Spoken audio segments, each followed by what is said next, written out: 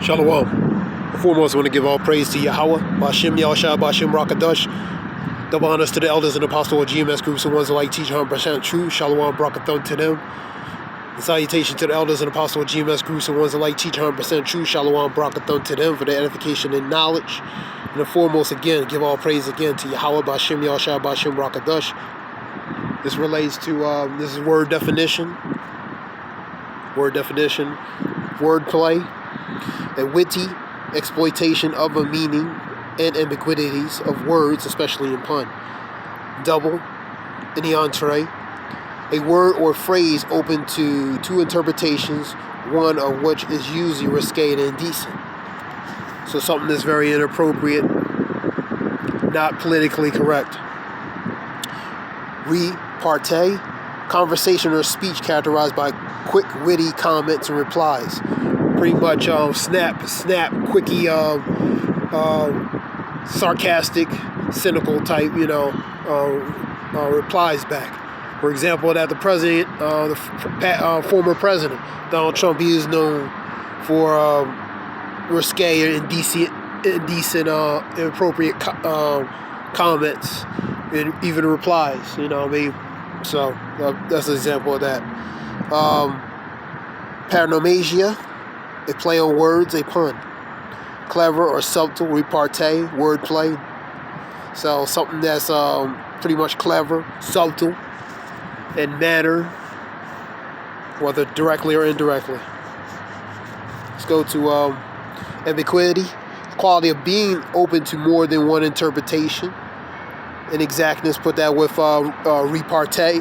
With double entree.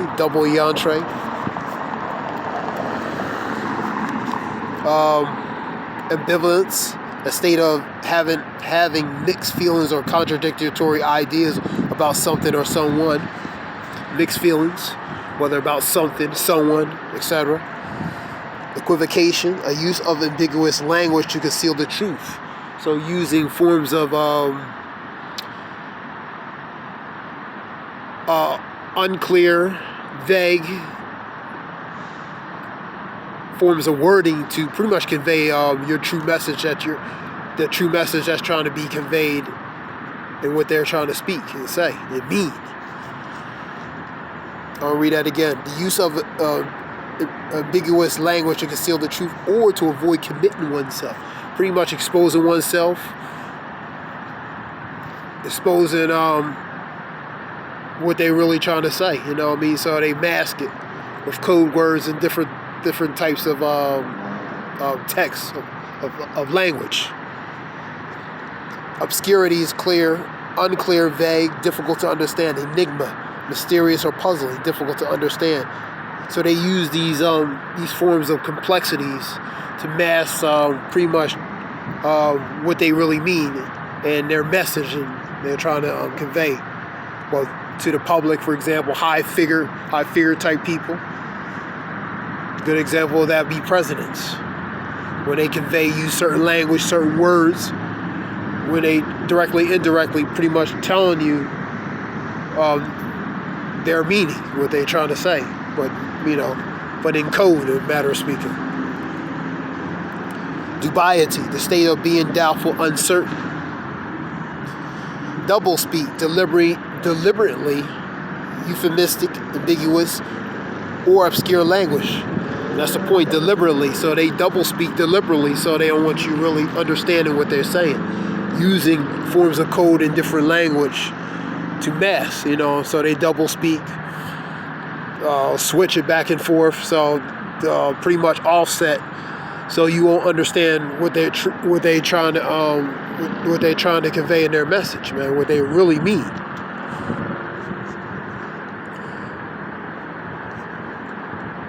Double talk is deliberately, let me read that again. Double speak, deliberately, euphemistic, ambiguous, or obscure language. Double talk, deliberately, unintelligible speech, combining nonsense syllables and actual words, something that really don't make no sense, man. It's pretty much gibberish, in a matter of speaking. Prevarication, provocation, deviate from the truth. So they using that form of speech to deviate what the truth what they really mean by covering it with, masking it with a lie. A false or deliberate misstatement, which is a lie, or expression, are going to get euphemism, a mild or indirect word or expression to substitute for one considered to be too harsh or blunt. Example of the world, man. We live in a society that's very politically correct. So they have to watch their tone, watch how they say certain things, the mannerism, especially among certain groups of people, but afraid that it might offend them. Because certain sectors of society, certain groups of people have power, man. So if you say the wrong thing to them, there could be consequences. So political correctness is appropriate within those sectors. I'm going to read that again. Euphemism, a mild or indirect word or expression, substitute for one considered to be too harsh or blunt when referring to something unpleasant or embarrassing. Example verses, I'll go to Isaiah 30. I'm going to read 9 through 13. Isaiah 30 and 10 make the point.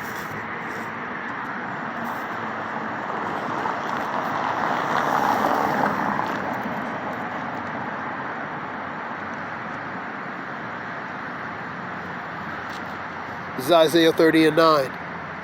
That this is a rebellious people, lying children that will not hear the law of the Lord Yahweh.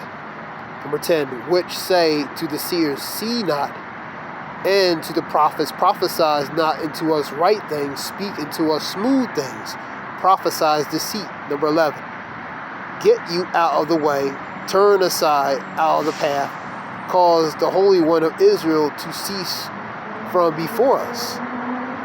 12, wherefore thus saith the Holy One of Israel, because ye despise this word, and trust in oppression, and perverseness, and stay thereon. 13, therefore this iniquity shall be into you as a breach, something that is pretty much has been compromised or broken into, ready to fall, swelling out in a high wall, whose breaking cometh forth suddenly at an instant.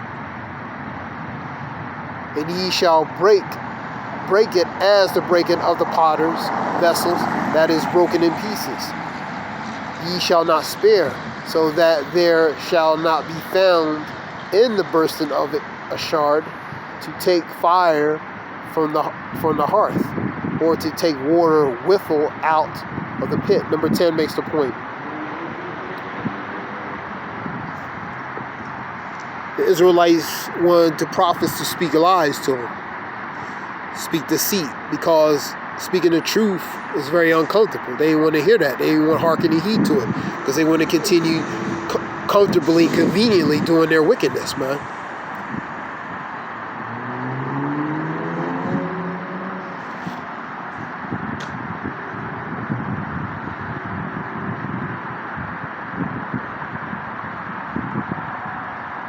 Let's go to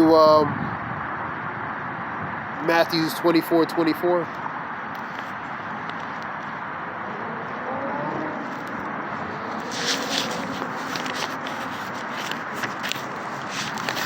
This is in red letter.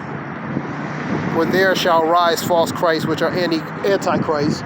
Antichrist is pretty much ones that are contrary to relating to these scriptures, man.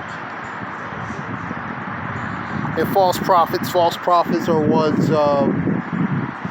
related to speaking these smooth things to their congregation, not speaking the reality, not speaking the truth, because, for example, because they took the Judas purse. The Judas purse, they took money, so because they took the money, they had to speak certain things that's more smoother, more convenient to their congregation, which ultimately leads their congregation to be scattered, be deceived, be scattered, and be destroyed, right? Because they don't know they've been deceived not to know the real truth, right?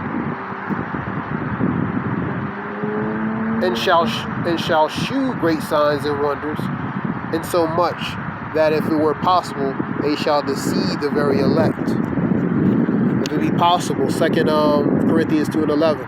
Unless Satan shall get advantage of us, we're not ignorant of his devices, man. So the elect, starting with the elect, the man who prophesies and preaching his word, they're not ignorant of Satan's devices, man. If it be possible, the operative word, if it be possible, but it's not going to be possible. Through the spirit of Yahweh B'Shem Yashar, they going to know things that's according, through the spirit of Yahweh B'Shem Yashar, through the spirit of Yahweh B'Shem Yashar, that's, the prophet is going to speak according to the scriptures, 8 and 20, Isaiah. If they're not speaking according to his word, then the light is not in them. So they're going to speak according to the word of prophecy, man. So they're not going to be deceived because they're going to know through the spirit a certain agenda is going to be pushed. For the devil will come in great wrath because he knows he has a short time. They'll know that. They'll know also that the devil will be like the roaring lion waiting to whom he may devour. So he has an agenda, he has a plan, he has endeavors, he has a desire to do certain things because he knows his time is short. But example relating to the false prophets was these pastors teaching and speaking the smooth things because they took the Judas purse. The Judas purse, the money. They made an alliance or allegiance with or pact to pretty much not tell the truth. Now speak the truth about certain matters relating to the scriptures that they may know or don't know. So, and that will lead the people astray and scattered. The sheep is needs protection from the shepherd, man. The shepherd is the bodyguard. The shepherd is the security guards. The shepherd is the one that's supposed to the protector, the hedge for the sheep, man. But if you have a wicked shepherd that's not teaching certain things, then the sheep are going to be confused. They're going to be deceived, confused, and they're going to be scattered aimlessly, without no direction, and vulnerable for attack. All right, let's go to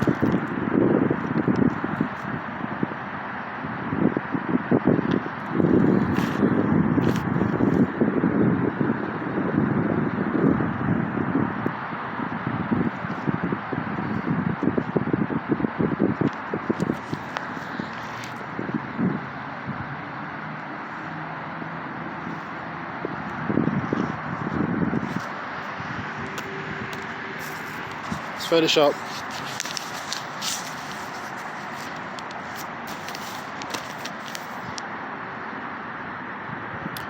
In Hebrew, Aram or Aram, crafty, prudent, subtle, usually in a bad way, relating to the wicked, the one who's in power. For Job 9:24, the power has been given into the hands of the wicked. So they prudent, wise on the left-hand side, relating to wise wickedness or wisdom of wickedness. And subtle in their manner, you know what I mean? Because they're devil. They're sly. And they're very clever in the wicked sense or in the wicked manner. Subtle, shrewd, sly, sensible, crafty, shrewd, prudent. So you could be twofold. You could be subtle and crafty, and to your advantage. It could be not in a so bad way, but this basically speaks more relating to being subtle, being crafty in the wicked way. You can be prudent also, related to the right-hand side. Be prudent in wisdom and knowledge, and subtle, without revealing certain things, you know what I mean? So that's the balance of it. So it's balance on one side, relating to the wisdom of wickedness. On the left-hand side, then you have a craftiness and subtleness, but in the good nature, in the good way, on the right-hand side, which would be the righteousness. That's the balance, that's the equation. Now it relates to that word Aram, H6175. This was something short. Hope this helped whoever listened. This is definitional meaning, something different through the spirit. The water for listening. Give all praise to Yahweh B'Shem Yashar B'Shem Rakadash. The water shalom. Thanks.